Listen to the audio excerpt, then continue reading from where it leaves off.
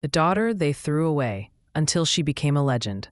I used to believe that family meant love, that no matter what, your parents would always be your home. But I was wrong. My name is Emma Carter. I grew up in a beautiful suburban house, the kind with white fences, a garden, and neighbors who waved every morning. From the outside, we looked perfect. Inside, it was a quiet war. My brother Michael was everything they ever wanted. Tall, charming, funny, athletic. He could break a vase and they'd laugh.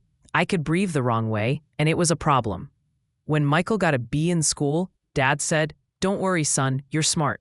When I got a B, he said, "Why didn't you study harder, Emma?" At the dinner table, everything revolved around him. His college, his dreams, his friends. I learned early that my voice didn't matter. After college, I came home one weekend, full of hope, ready to tell them about my plans to open a small flower shop. Mom didn't even let me finish. She said, "Emma, you're grown now. Michael's getting married. We need your room." I remember standing there, speechless, holding my suitcase, realizing they were serious. They were done with me. So I packed up my few things and left.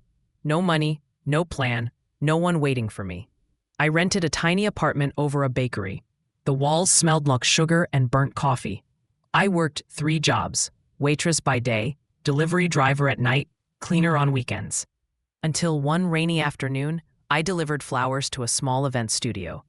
The woman there, Grace, saw how I arranged a bouquet and said, "You have an eye for this. Want to work for me?"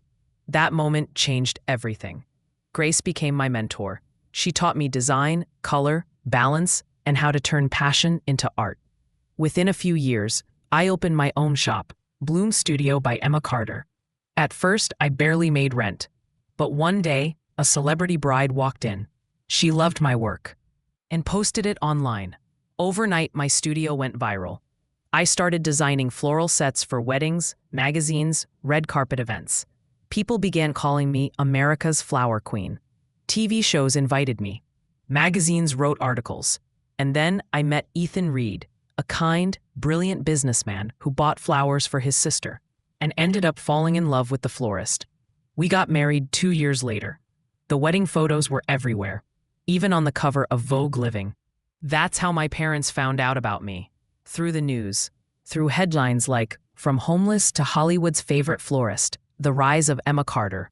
A week later, my phone rang. Mom. Her voice trembled.